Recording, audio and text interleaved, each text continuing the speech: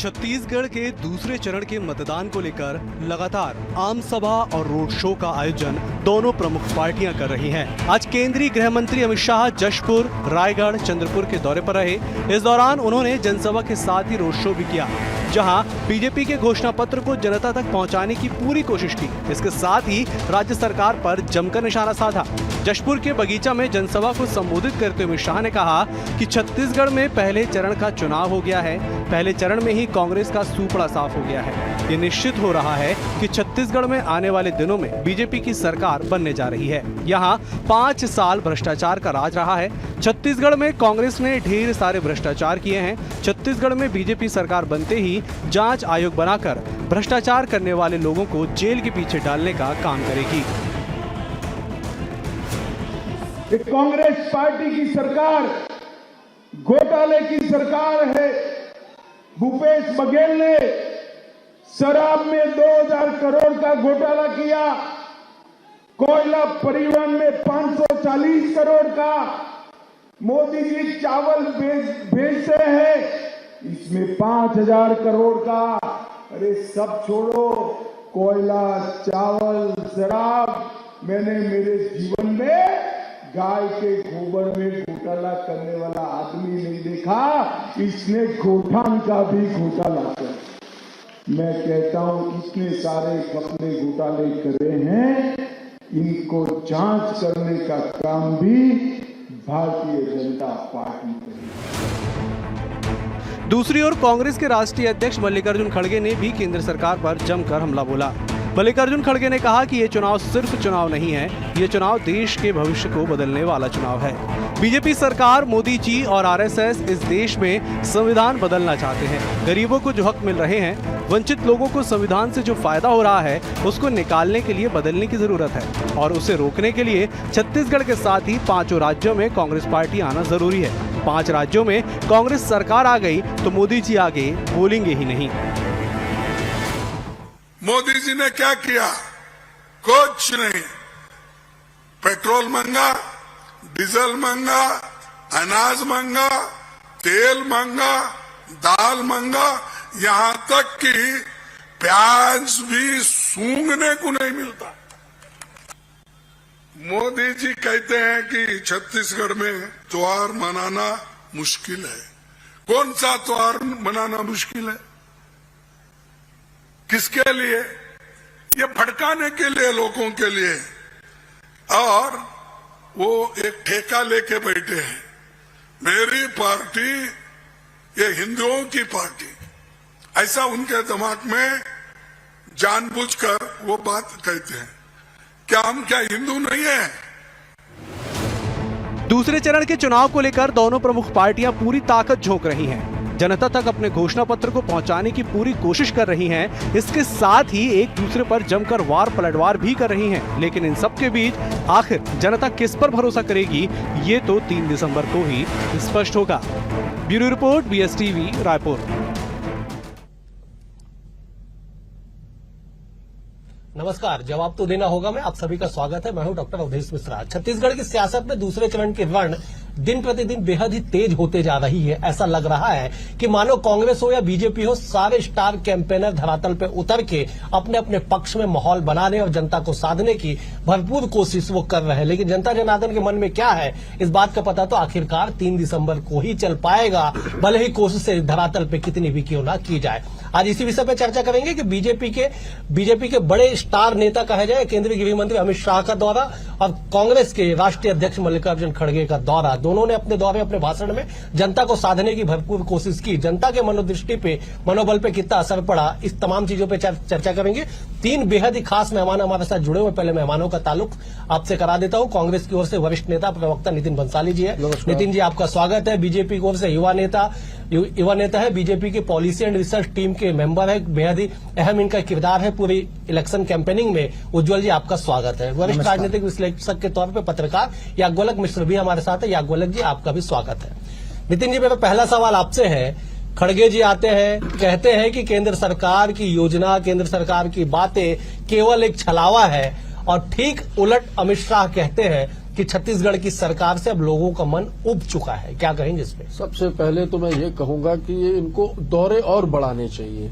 अमित शाह को, नरेंद्र मोदी जी को, स्मृति ईरानी को, ये जितना आएंगे ना अवधेश भाई उतनी सीटें हमारी बढ़ेंगी। पर एक चीज मैं तारीफ करूंगा, झूठ बड़ा अच्छे से बोलते हैं ये, और इनके झूठ को अब जनता जो है वो जनता जनार्दन समझ चुकी है।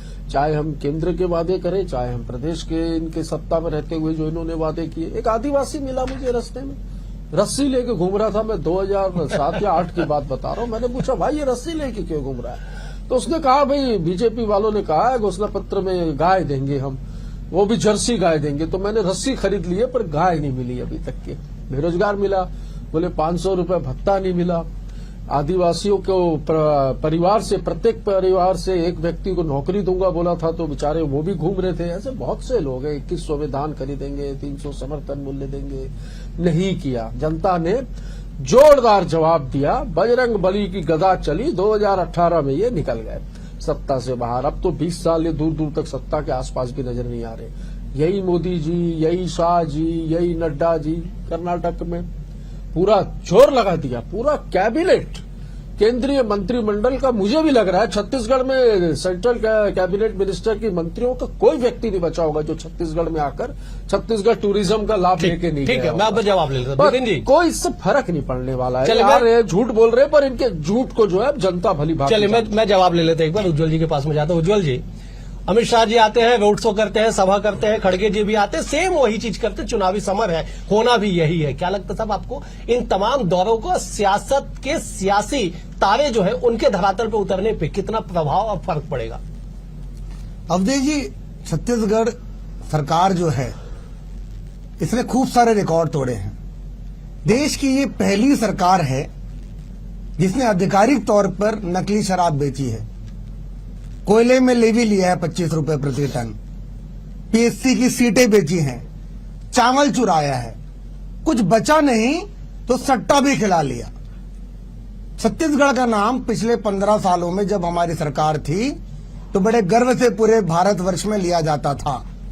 और अब छत्तीसगढ़ की बात करो, जब मैं बॉम्बे जाता हूं, दिल्ली जाता हूं, तो लोग सट्टे की बातें करते हैं, लोग शराब की बातें करते हैं।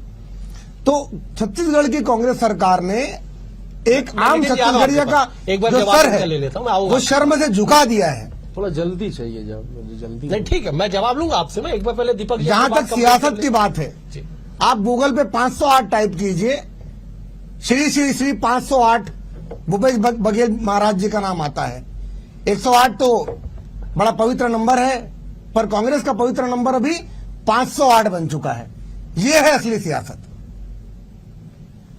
ठीक है, मैं भी दिल्ली जाता था। चलिए ठीक है, आप पहले जवाब दें, मैं यादव जी के पास जाऊंगा। ठीक है, भाई तो काफी जाता था दिल्ली, काफी आना जाना होता था। वहां लोग बोलते थे भैया हम छत्तीसगढ़ आएंगे, रायपुर में एयरपोर्ट पे उतरेंगे तो हमने सुना है पूरा नक्सलवाद है आपके यहाँ। इस प्रदेश को नक्सलगढ़ के नाम से जाना जाता था। आज देखिए बेखौफ, चाहे पत्रकारों की टीम हो, चाहे नेताओं का दौरा हो, अमित भाई शाह हो, नड्डा हो, सब तो हुआ है बस्तर में मजे से, कोई प्रॉब्लम नहीं। यहाँ तक कि परिवर्तन यात्रा सफलतापूर्वक निकल गई हमने। ठीक है नितिन जी, ये उस नाम से जाना जाता था, आज छत्तीसगढ़ उस नाम से नहीं जाना जाता, विकास के नाम से। ठीक है, चलिए मैं आपके पास लौटूंगा, आप दोनों के पास लौटूंगा। एक बार मैं याज्ञवल्क्य जी का रुख कर लेता हूँ। याज्ञवल्क्य जी, आप सरगुजा से बेहद ही करीबी से ताल्लुक रखते हैं। सरगुजा में लगातार फोकस किया जा रहा है।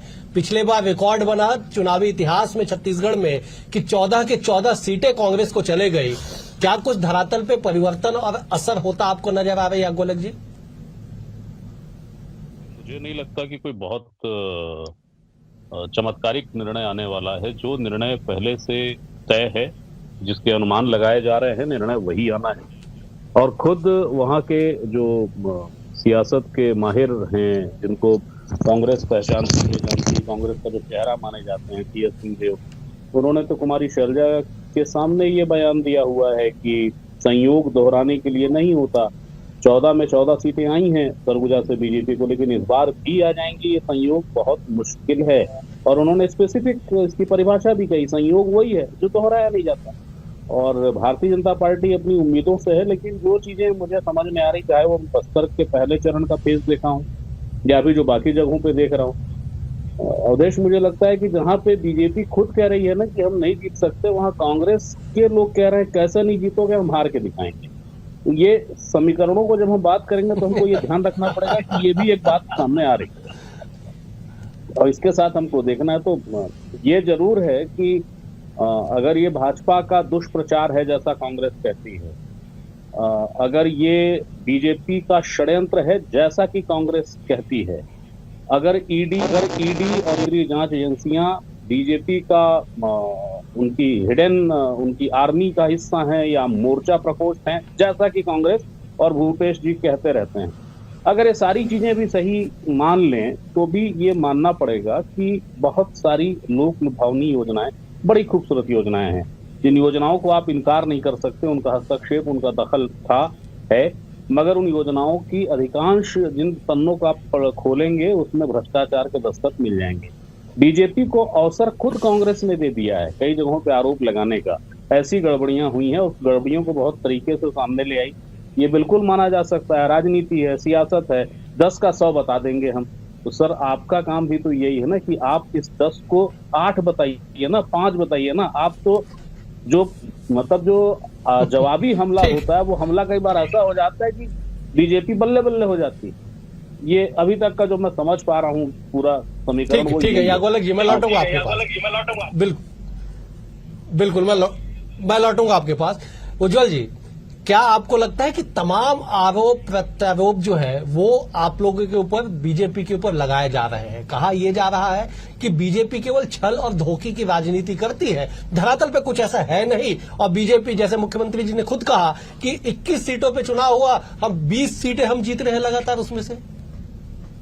अवधेश जी, 3 से 4 महीने पहले पूरे छत्तीसगढ़ राज्य में होर्डिंग्स और न्यूज़पेपर में भूपेश है तो भरोसा है का टैगलाइन चलाया गया, और अचानक से 2 महीने पहले उस टैगलाइन को हटा दिया गया।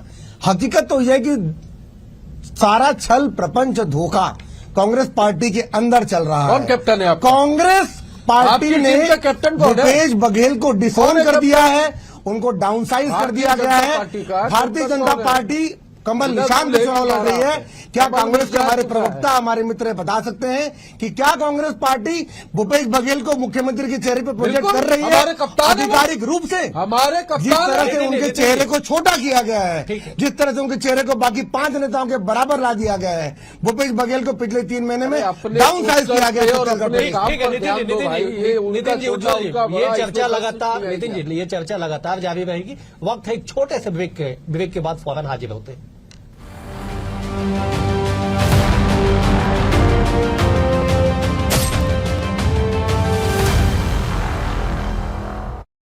छत्तीसगढ़ के युवाओं के लिए मोदी की गारंटी, शासकीय पदों पर समयबद्ध पारदर्शी भर्ती करेंगे, 1 लाख रिक्त पदों को भरेंगे। भारतीय जनता पार्टी छत्तीसगढ़।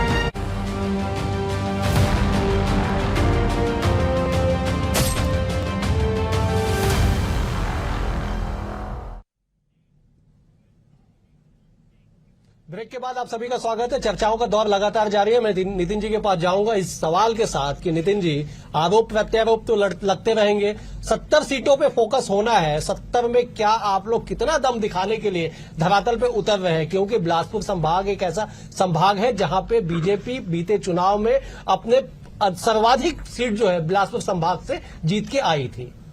71 तो अभी है अवधेश भाई, और हमारा नारा है अब की बार 75 पार। तैयार है हम तो रण में तैयार हैं। और हमने जो लोक कल्याणकारी, कांग्रेस की भूपेश बघेल की सरकार ने जो लोक कल्याणकारी काम किए हैं, उन कामों को लेकर हम जनता के बीच जन आशीर्वाद लेने जा रहे हैं।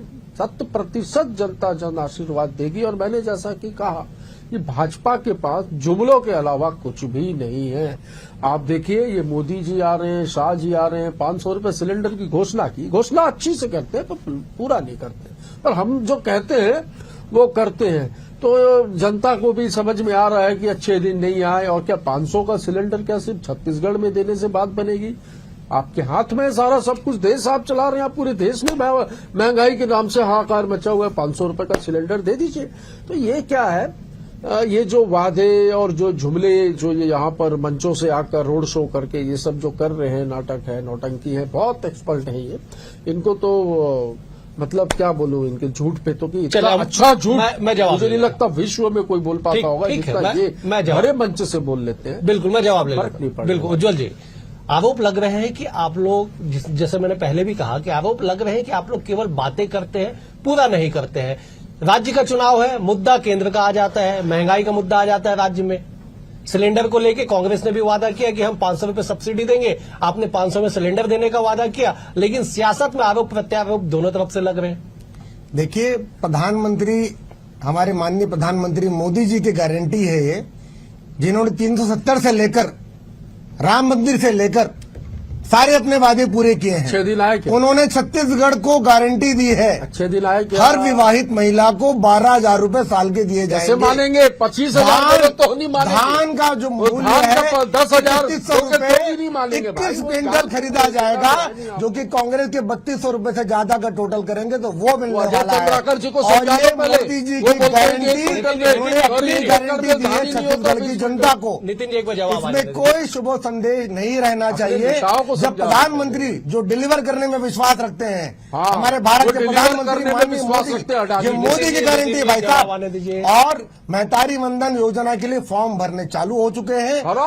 83,000 से ज्यादा, जहां तक मेरा लेटेस्ट अपडेट था, 1 लाख से ज्यादा फॉर्म भरे जा चुके हैं। ऑनलाइन हमारे एक लिंक से 40 लाख सदस्य हमारे जिला कार्यालयों में फॉर्म जमा किए जा चुके हैं। और छत्तीसगढ़ की महिलाएं ये ठान चुके हैं। और वादों की बात आप करते हैं, कांग्रेस सरकार अपने काम को लेके नहीं, अपने कुकर्मों को लेकर मैदान में उतरी है। शराबबंदी का वायदा किया गया था, आपने क्यों नहीं किया? छत्तीसगढ़ की महिलाओं से आप लोग भाजपा ने कभी शराबबंदी का वायदा नहीं किया था। हमने सिर्फ क्वेश्चन किया है, पूरे देश किया है कांग्रेस पार्टी से कि अगर आपने वादा किया था तो पूरा नहीं किया।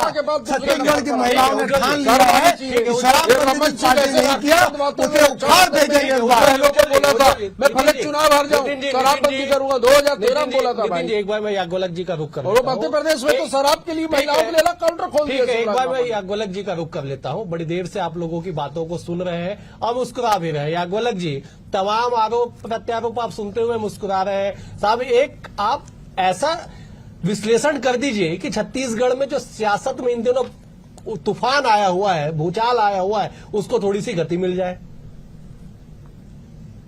इसकी आवश्यकता थी क्या है?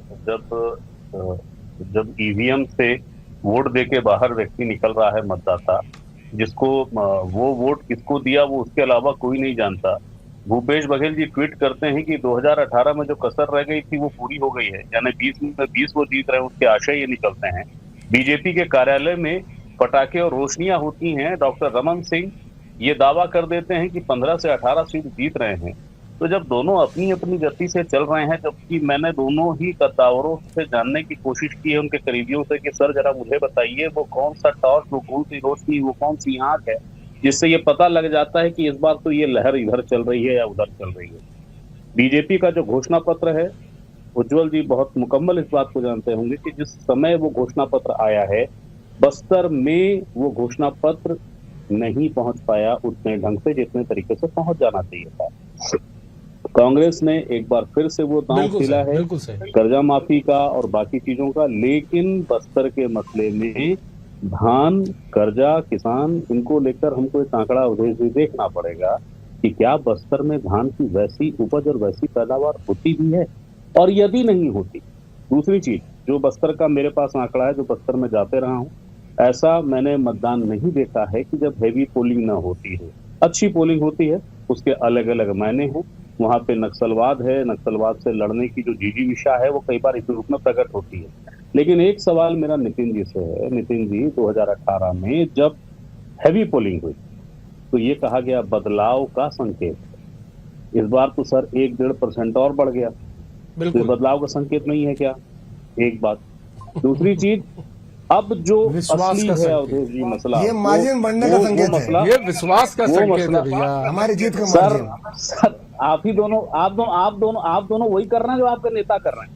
आप करिए बेहतर, लेकिन एक आखिरी में अपनी बात पूरी कर लूं, दोनों भाइयों से आग्रह। ठीक है, या गोलक जी, आप कंप्लीट कर लीजिए।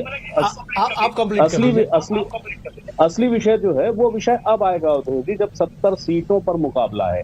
अब यहाँ पर बीजेपी ये नहीं कह सकती कि हमारा घोषणा पत्र नहीं पहुंचा, बीजेपी ये नहीं कह सकती कि हमारी समर की तैयारी नहीं थी। अब यहाँ देखना ये भी है कि भाजपा के पास खोने को अब कुछ नहीं है, उसको हासिल करना। कांग्रेस के साथ चुनौती ये है कि जो चीज है उसको बचाए रखना है। दिलचस्प है, भांति भांति के रंग और बहुत सारे नजारे अभी आने हैं, और असली नजारा तब आएगा जब हम मध्य छत्तीसगढ़ से उत्तर छत्तीसगढ़ की ओर बढ़ना शुरू करेंगे। तो थोड़ा सा हमको अभी ठहरना पड़ेगा। दावे बहुत प्यारे हैं, बहुत शानदार हैं, लेकिन इन दावों को करने वाले विद्वानों से हमेशा मेरा आग्रह है कि हम पत्रकारों को भी थोड़ा समझाइए तो सही, वो कौन सा नुस्खा है जो आप लोग पकड़ लेते हैं। एक कहता है कि 2018 का जो टूट गया था वो भी पूरा हो जाएगा। मैं जवाब ले लेता हूं। बिल्कुल बिल्कुल, मैं जवाब ले लेता हूँ यागोलक जी। नितिन जी, आप ही से पहला सवाल यागोलक जी ने पूछा कि हैवी पोलिंग, भला अगर 8 जिलों में 80% एबो अगर पोलिंग होता है तो इस सर क्या संकेत माने जाए इसके? क्योंकि 18 में आप लोगों ने डिफाइन किया कि 18 में हैवी पोलिंग का मतलब ये था कि वहां पे परिवर्तन लोग चाह रहे हैं। जनता का विश्वास अवधेश भाई, जो हमने जीता है, खास करके बस्तर की बात करें तो बस्तर में चुनाव के साथ साथ हमने वहां के स्थानीय आदिवासियों का, जनता का दिल जीतने का काम किया है। मैं बता दूं, बहुत खुशी की बात है, लोकतंत्र का महापर्व था। 127 गांव ऐसे थे जहां पर इन 23 सालों में पहली बार मतदान हुआ। ये गर्व की बात है, यही संकेत है कि विकास हुआ।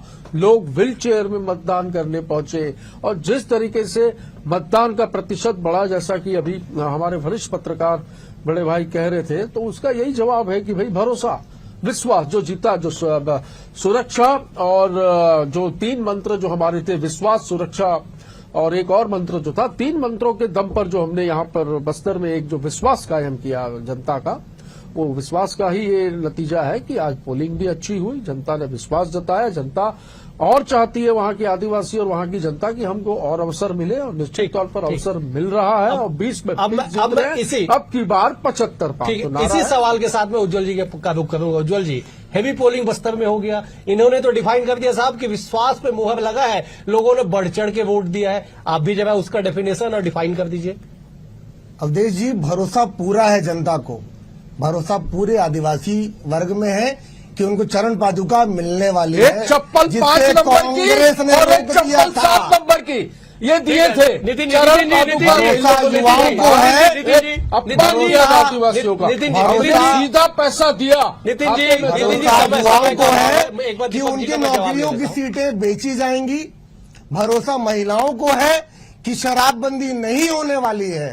भरोसा किसानों को है कि उनका कर्जा माफी पूरा नहीं होगा। भरोसा कर्मचारियों को है कि उनको अनियमित नहीं किया जाएगा। भरोसा युवाओं को है कि उनका बेरोजगारी भत्ता जो 4.5 साल 1.5 लाख रुपए उनको नहीं दिया, वो फिर से नहीं दिया जाएगा। पूरा भरोसा इस कांग्रेस सरकार पे कि वादा खिलाफी फिर से होगी, और इसी वादा खिलाफी पे कांग्रेस सरकार हार रही है। अब मुझे क्लोज करना होगा, दरअसल वक्त और चर्चा की इजाजत हमें नहीं देता। आप तीनों मेहमानों का बेहद शुक्रिया। नितिन जी आपका शुक्रिया, उज्जवल जी आपका शुक्रिया, यागोलक जी आपका शुक्रिया। लेकिन कुल मिला के ये कि यागोलक जी ने जिस बात को यहाँ पे कोट किया कि आने वाले समय में और भी रंग और भी उतार चढ़ाव छत्तीसगढ़ के 70 सीटों की सियासत पे देखने को मिलेगा, लेकिन इंतजार कुल मिला के 17 नवंबर के बाद जो है 3 दिसंबर का ही हो रहा है कि 3 दिसंबर की तारीख किसे सत्ता के सिंहासन तक पहुंचाती है। फिलहाल आज इतना ही। नमस्कार।